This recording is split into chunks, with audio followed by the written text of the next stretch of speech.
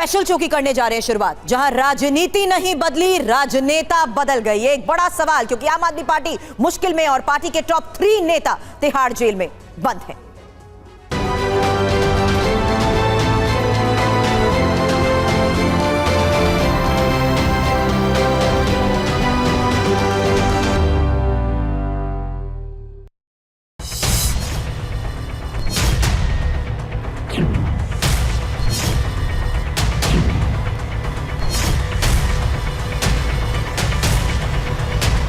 मैं राजनीति में जब आया था, जब अरविंद केजरीवाल जी ने कहा था कि राजनीति बदलेगी तो देश बदलेगा।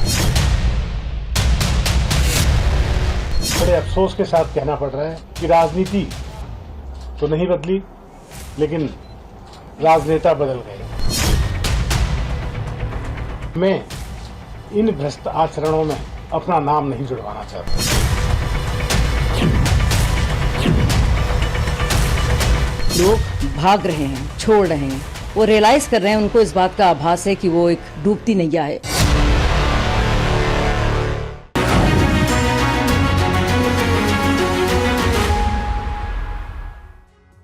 तो आम आदमी पार्टी मुश्किल में है और पार्टी के टॉप 3 नेता तिहाड़ जेल में बंद हैं। एक नेता सुप्रीम कोर्ट से मिली जमानत पर बाहर है।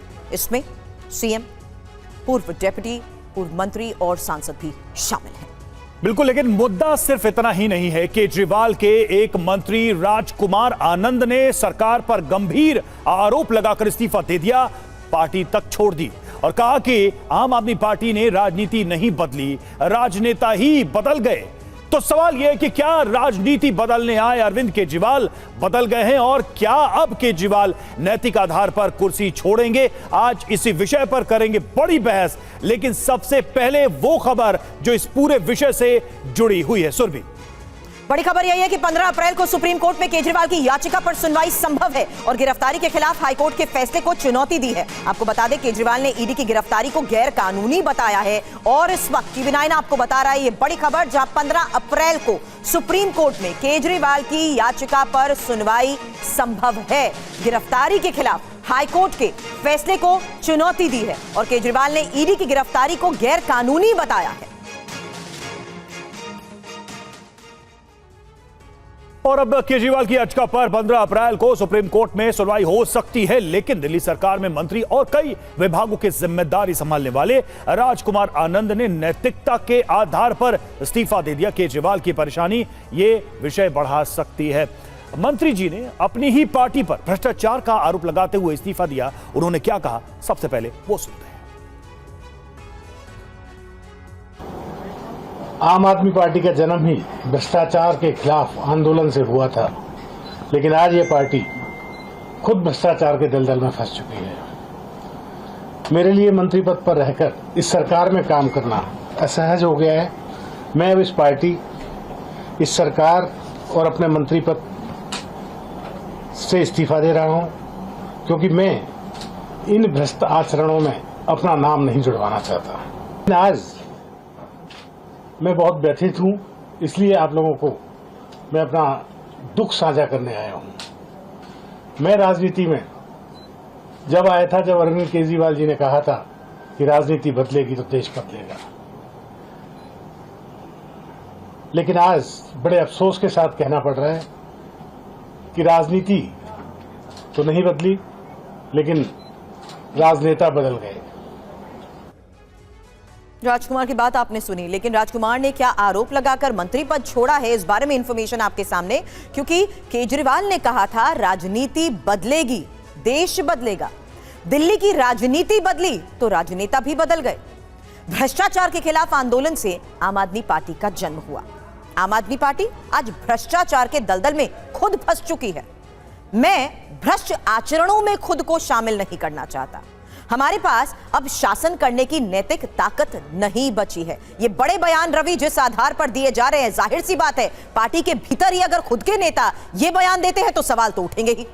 बिल्कुल, आम आदमी पार्टी को 3 बड़े झटके लगे हैं। क्या है वो झटके, जल्दी से उसको भी देख लीजिए। पहला झटका, मंत्री राजकुमार आनंद का इस्तीफा। झटका नंबर 2, दूसरा झटका, वकीलों से मीटिंग का समय बढ़ाने की अर्जी खारिज कर दी गई कोर्ट की तरफ से। नंबर 3, दिल्ली हाई कोर्ट ने माना केजरीवाल की गिरफ्तारी गलत नहीं है, जिसको लेकर लंबी बहस हुई, लेकिन अदालत ने यही स्टैंड रखा इस पूरे मामले में अभी तक। अब दिल्ली में जिस तरीके से इन तमाम हालात के बीच में सियासी टकराव बढ़ता जा रहा है रवि, नैतिक इस्तीफा, जमकर वार पलटवार, ये क्यों कह रहे हैं? क्योंकि राजकुमार आनंद आम आदमी पार्टी से जो अभी तक नाता रखते थे, उनकी तरफ से ये बयान दिया और उन्होंने क्या कहा, राजनीति बदली, राजनेता भी बदले। जबकि आम आदमी पार्टी कह रही है कि भ्रष्टाचार की जांच नहीं की जा रही है। कुछ और इंपॉर्टेंट बात आपके सामने रखते हैं, क्योंकि भ्रष्टाचार विरोधी आंदोलन से आम आदमी पार्टी के जन्म की बात भी कही जा रही है। वहीं ईडी सीबीआई से आपको तोड़ा जा रहा है, ये आरोप लगातार आम आदमी पार्टी लगा रही है। आम आदमी पार्टी भ्रष्टाचार के दलदल में खुद फंसी है और राजकुमार के घर पर 23 घंटे तक ईडी की रेड पड़ी, ये बात आम आदमी पार्टी कह रही है। ये बात हम आपको बयान के आधार पर आम आदमी पार्टी क्या क्या कह रही है इस पूरे हालात पर इसलिए दिखा रहे हैं क्योंकि शासन करने की नैतिक ताकत नहीं बची है, ये राजकुमार आनंद की तरफ से कहा गया। जबकि आम आदमी पार्टी कह रही है कि बीजेपी के शीर्ष नेतृत्व ने भ्रष्ट बताया था उन्हें। अब हमारे साथ आपको बता दें, इस वक्त खास मेहमान भी इस वक्त चर्चा के लिए हमें ज्वाइन कर चुके हैं। शिवम त्यागी प्रवक्ता बीजेपी के इस वक्त हमारे साथ हैं, दीपक झा प्रवक्ता कांग्रेस के हमें इस वक्त ज्वाइन कर चुके हैं, घनेंद्र भारद्वाज प्रवक्ता आम आदमी पार्टी के इस वक्त हमारे साथ हैं और वरिष्ठ पत्रकार शंभुनाथ शुक्ला भी इस वक्त हमारे साथ हैं। भारद्वाज साहब, घनेंद्र साहब, सबसे पहला सवाल आपसे, आप ही के लोग जो अभी तक आपके साथ नाता रखते थे, क्या वो अब भीतर खाने ये मानने लगे हैं कि भ्रष्टाचार पार्टी में ही हुआ है, इसलिए आज वो ये कदम उठा रहे हैं? देखिए सुरभि जी, जिस तरीके से सरकारी केंद्रीय जांच एजेंसियों का दुरुपयोग विपक्ष की सरकारों को गिराने के लिए भारतीय जनता पार्टी कर रही है, ये राजकुमार आनंद उसी का एक उदाहरण है। क्योंकि राजकुमार आनंद को पिछले 4 महीने से लगातार भारतीय जनता पार्टी और ईडी से यह दबाव डलवाया जा रहा था कि अगर आप आम आदमी पार्टी को नहीं छोड़ोगे तो आपके खिलाफ जो मुकदमे उसके अंदर आपको जेल डाल दिया जाएगा, आपके पूरे परिवार को जेल डाल दिया जाएगा। क्योंकि राजकुमार आनंद एक बिजनेसमैन आदमी, उनके देश और विदेश में बिजनेस है। अपने बिजनेस को बचाने के लिए, अपने परिवार को बचाने के लिए उनको आखिरकार भारतीय जनता पार्टी की ईडी के सामने घुटने टेकने पड़े और वो चले गए। और निश्चित तौर पर हर आदमी अरविंद केजरीवाल, मनीष सिसोदिया, संजय सिंह, सत्येंद्र जैन नहीं हो सकता। बिल्कुल नहीं हो सकता, नरेंद्र मोदी के खिलाफ बिल्कुल नहीं हो सकता। लेकिन घनेंद्र जी, जो बात वो कह रहे हैं, मुझे लगता है उस पर आपको कुछ ना कुछ तो कहना चाहिए। वो कह रहे हैं बदल गए, केजरीवाल साहब बदल गए। अब मुझे ये बताइए कि रामलीला मैदान में बैठे मंच पर अरविंद केजरीवाल, लोकपाल का आंदोलन करने वाले, और आज जेल में बैठे अरविंद केजरीवाल, बदले हैं या सब कुछ आपको एक ही जैसा दिख रहा है? देखिए रवि, जो आप कह रहे हो, निश्चित तौर पर जो आदमी पार्टी छोड़ के जाएगा वो कुछ ना कुछ तो बेस बनाएगा। अब राजकुमार आनंद को अगर भारतीय जनता पार्टी में जाना था, ईडी के डर से भागना, तो राजकुमार आनंद क्या बोलेंगे? कुछ ना कुछ तो राजकुमार आनंद को बोलना पड़ेगा। और राजकुमार आनंद कुछ ना कुछ नहीं बोला है सर, सीधे केजरीवाल को टारगेट किया है, आपके सुप्रीम लीडर को टारगेट किया है। कुछ ना कुछ नहीं बोला है उन्होंने ऐसा। वैसे वो कह रहे हैं ये तो बदल गए। रवि, राजकुमार आनंद ने जो बोला है वो भारतीय जनता पार्टी के कार्यालय से एक स्क्रिप्टेड स्टोरी लिख के आई थी, उन्होंने वही पढ़ा जो भारतीय जनता पार्टी ने उनको बोला पढ़ने के लिए, वही पढ़ा है। और रही बात इस बात की, देखिए अरविंद केजरीवाल को दिल्ली के लोगों ने तीन आप ये पहले इंडिकेट कर रहे हैं कि राजकुमार आनंद का अगला कदम क्या है। मेरे सहयोगी जीत भाटी भी इस वक्त हमें ज्वाइन कर चुके हैं। जीत, आपने तो खुद बात की है उनसे और उनके सुर किस तरीके से 10 दिनों में बदल गए, ये जरूर सवालों के घेरे में आ गया। बिल्कुल, देखिए ना सिर्फ 10 दिनों में 4 अप्रैल को हमसे बात की थी, तब वो बड़ी बड़ी बातें कर रहे थे, अग्नि परीक्षा देने की बात कर रहे थे, बीजेपी को कोस रहे थे, उनके सुर बदले। बल्कि कल की मैं बात करूं तो कल 2:32 पे उन्होंने संजय सिंह के एक वीडियो भी ट्वीट किया जिसमें वो केंद्र सरकार पर सीधा निशाना साध रहे हैं। अब ऐसे 2-3 घंटों में क्या हुआ, ये सबके लिए रहस्य बना हुआ है। राजकुमार आनंद अभी फिलहाल किससे बात नहीं कर रहे, लेकिन उन्होंने ये जरूर तय कर दिया है कि एकदम फिलहाल 1-2 दिन में तो बीजेपी नहीं जाने वाले हैं। ये जो कह रहे हैं कि वो बीजेपी ज्वाइन करने वाले हैं, इसको लेकर क्या खबर है? लेकिन उन्होंने कहा है कि रास्ते जुदा जुदा हो गए। देखिए, हमने दोनों तरफ से पता करने की कोशिश की है, बीजेपी से भी और आम आदमी पार्टी से भी। मसलन बात करूं तो राजकुमार आनंद से एकदम हाल फिलहाल में अगला आपको 1-2 दिन में नहीं दिखेंगे बीजेपी जाते हुए, लेकिन संभावनाओं से इंकार नहीं किया जा सकता कि वो बीजेपी ज्वाइन करें। क्योंकि देखिए, उनको भी कहीं ना कहीं अपनी गिरफ्तारी का डर सता रहा था। उनके यहाँ 2 नवंबर को, जिस दिन अरविंद केजरीवाल को पहली बार के लिए समन था, उस दिन उनके यहाँ रेड पड़ी थी ईडी की। 23 घंटे जो ईडी की टीम है वो इसका उत्तर शिवम त्यागी देंगे, मुझे लगता है। 12 अप्रैल शिवम, के लिए नोटिस था, आम आदमी राजकुमार आनंद अपनी राहत जुदा की है। शिवम, आम आदमी पार्टी का तो सीधा आरोप सुना आपने कि आप लोग का बड़ा सही है यार, आप लोग किसी को डरा के पार्टी बदलवा दें, उनके पार्टी प्रमुख पे कुछ भी आरोप लगा दें, ईडी आपकी, सीबीआई आपकी, कुछ लोग तो कहते हैं चुनाव आयोग भी आपका। ये कैसे आप लोग कर रहे हैं? ये सब कैसे कर पा रहे हैं देश के लोकतंत्र में आप लोग? जब ये आम आदमी पार्टी वाले आए थे तो इन्होंने आते ही, आपको याद होगा, कहा था, और हर जगह वो यूट्यूब पर है, कि सबसे पहले अगर किसी व्यक्ति पर भ्रष्टाचार के आरोप लगते हैं या किसी की चीज के आरोप लगते हैं तो उसको इन्वेस्टिगेट किया जाए, इससे पहले उसको अपने पद से इस्तीफा दे देना चाहिए। कुछ नाम मैं आपको बता दे रहा हूं, जिसके बाद जो है सिचुएशन क्या रही। अरविंद केजरीवाल, मनीष सिसोदिया, सत्येंद्र जैन, संजय सिंह, अमानतुल्ला खान, सोमनाथ भारती, विजय सिंगला, ताहिर हुसैन, संदीप कुमार, प्रकाश जायसवाल, मनोज कुमार, शरद चौहान, जितेंद्र तोमर, दिनेश मोहनिया।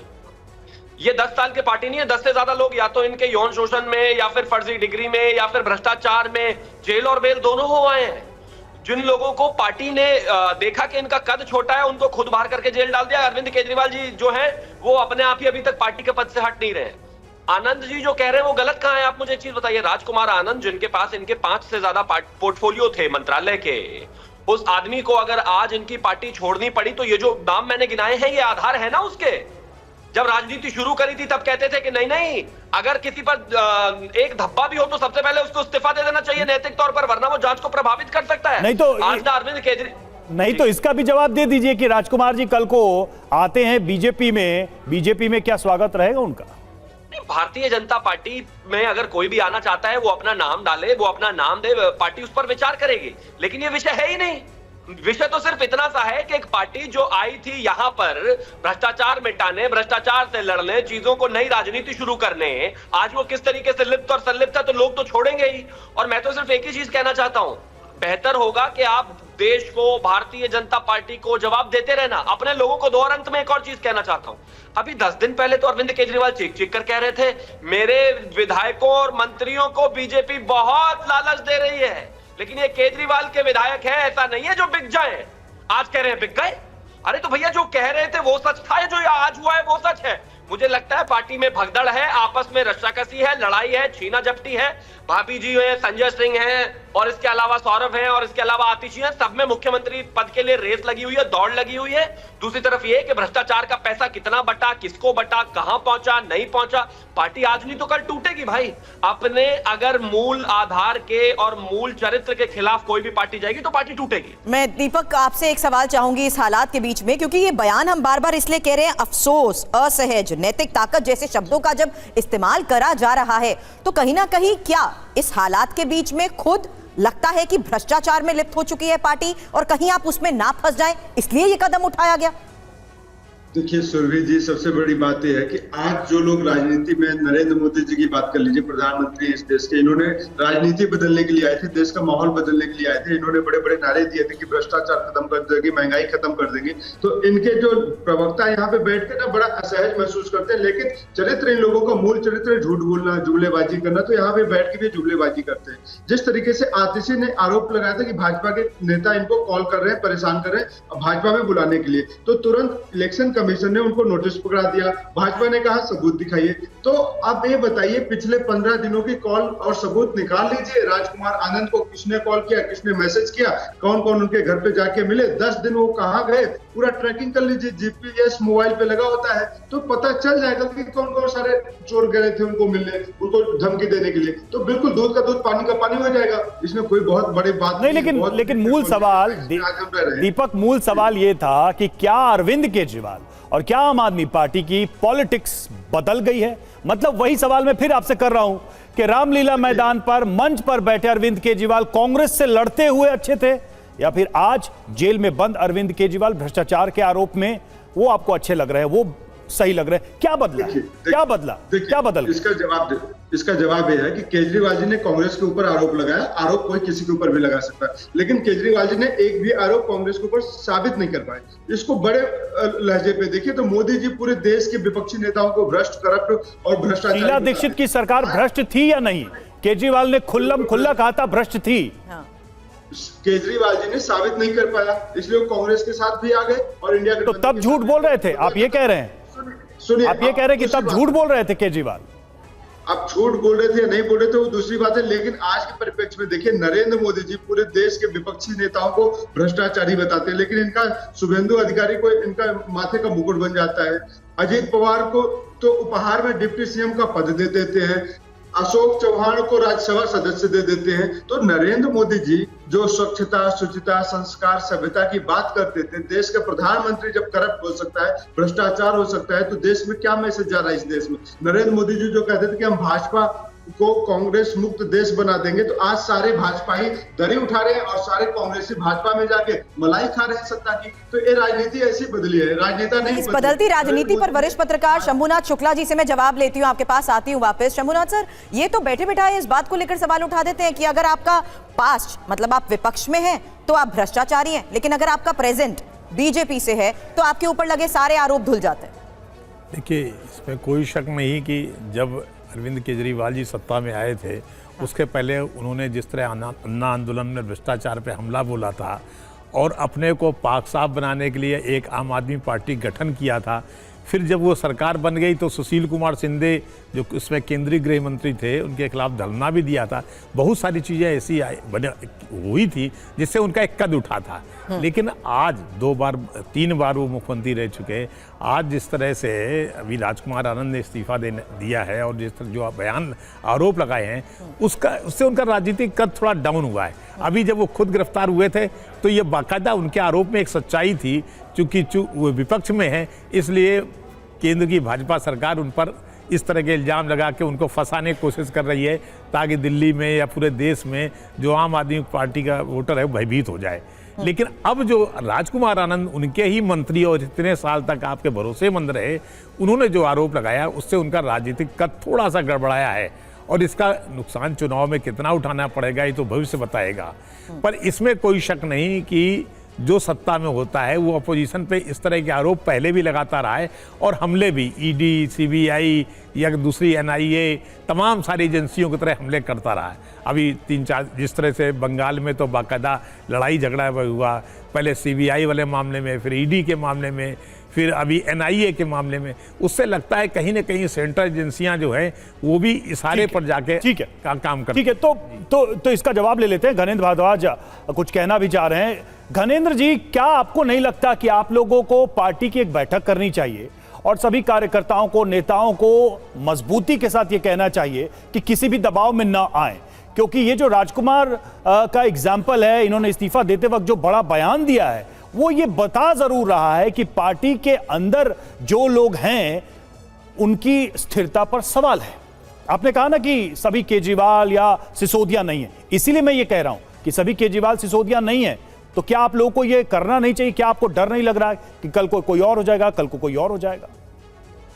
देखिए रवि जी, जिस तरीके से सेंट्रल इन्वेस्टिगेशन एजेंसीज का लगातार दुरुपयोग हो रहा है, आज ईडी, सीबीआई, इनकम टैक्स ऐसा लगा भारतीय जनता पार्टी के कार्यकर्ता के रूप में काम कर रहे हैं।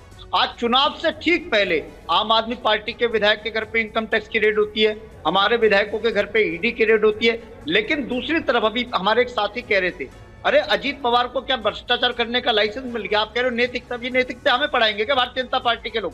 नहीं, ये तो आप घनेंद्र जी, माफी चाहूंगा, ये तीसरी बार आपने बात बोल दी, सेम बात वही रिपीट करके। मैंने तो ये पूछा कि कल को कोई और टूटता है तो उसको कैसे रोकेंगे? आप लोग कर क्या रहे हैं? किस तरह की बातें हो रही हैं? चर्चा क्या हो रही है पार्टी के अंदर? क्योंकि संकट तो है।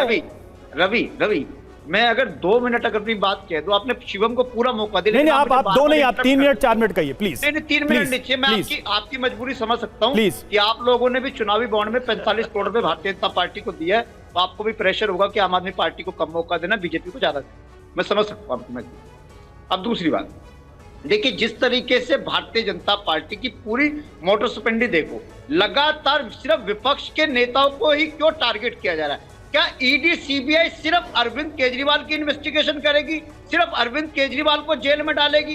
क्या ईडी, सीबीआई नवीन जिंदल को जेल में नहीं डालेगी? क्या ईडी, सीबीआई अशोक चौहान को नहीं डालेगी? क्या ईडी, सीबीआई प्रफुल्ल पटेल को नहीं डालेगी? क्या छगन भुजबल को नहीं डालेगी? क्या मुशर्रफ हसन को नहीं डालेगी? क्या अजीत पवार को नहीं डालेगी? क्या हेमंत बिस्वा शर्मा को नहीं डालेगी? शुभेंदु अधिकारी को नहीं डालेगी? इन सबके खिलाफ क्यों जांच एजेंसियां कार्रवाई नहीं करेगी? सिर्फ विपक्ष के नेताओं के खिलाफ, और वो भी ठीक लोकसभा चुनाव से पहले आप हमें क्रश करना चाह रहे हो।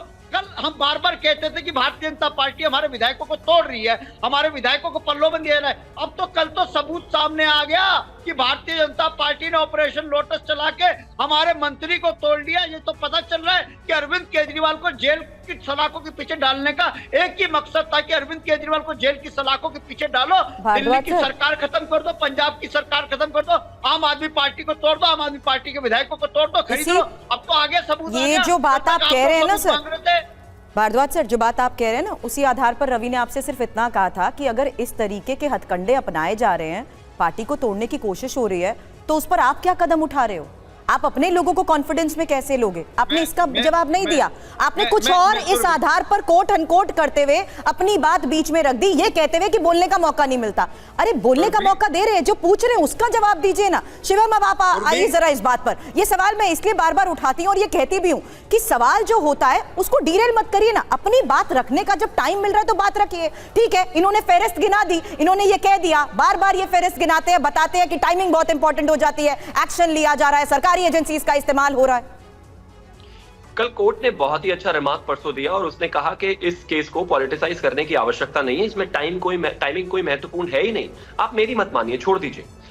कोर्ट ने यह कहा कि जिस तरीके से अप्रूवर्स पर लगातार सवाल किया जा रहा है, वो ईडी पर सवाल नहीं है, वो कोर्ट पर सवाल है। और जो बयान हुए हैं वो सिर्फ जो है ईडी के सामने नहीं, 164 के सीआरपीसी 164 के तहत मैजिस्ट्रेट के सामने भी बयान हुए हैं। तो आप जो है ईडी पर शक नहीं कर रहे हैं, आप कोर्ट पे शक कर रहे हैं। कोर्ट सब जवाब दे रहा है भाई, हम कुछ नहीं कह रहे, हम गलत कह रहे हैं मान लीजिए। और भारतीय जनता पार्टी को आप नहीं मान रहे, लेकिन कोर्ट को तो आपको मानना पड़ेगा ना, उससे तो बाहर आप नहीं जा सकते। दूसरी बात, आप एक चीज मुझे बताइए, लगातार इनसे भ्रष्टाचार पर आपने सवाल पूछा, इन्होंने आप पर ही सवाल उठा दिया। ये एक मॉडस ऑपरेंडा है इनका, जो है वो यही है कि बस सब पर सवाल उठाते रहो, अपने ऊपर सवाल का जवाब मत दो। और अंत में एक और चीज कहना चाहता हूं, कैसे कोई लोग इनके बाहर नहीं जाएंगे। देखिए, वो सवाल उनका छोड़ दीजिए, उसका हम उत्तर दे देंगे। मेरा सिंपल सवाल है जो वही कर रहे हैं कि अगर आप किसी दल या किसी नेता को पार्टी में लेते हैं, उनके साथ सरकार बनाते हैं तो ठीक, और वो अगर ऐसा करते हैं, कांग्रेस के साथ जाते हैं, ममता के साथ जाते हैं, या फिर तेजस्वी के साथ हाथ मिलाते हैं, तो बदल गए, चेंज हो गए। अंडर पीएमएलए के तहत इस देश में 8,667 केसेस हैं, जिसमें से मात्र 2.9% which is like mostly 3% cases जो हैं वो पॉलिटिकल लीडर्स पे हैं। लेकिन वो जो केसेस हैं उसमें सबसे ज्यादा केसेस किनके खिलाफ हैं?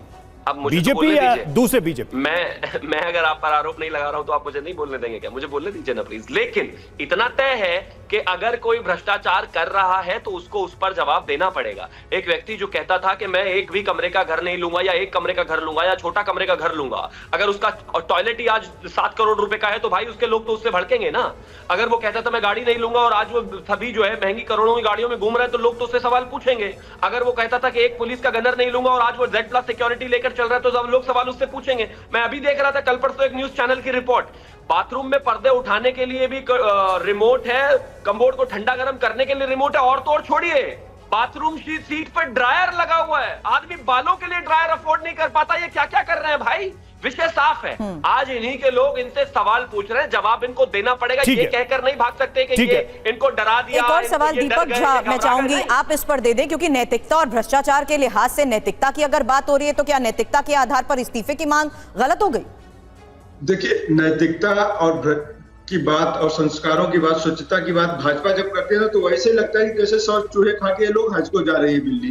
तो भाजपा 100 चूहे खा के हज को चलती है, इनके मुंह से अच्छी नहीं लगती।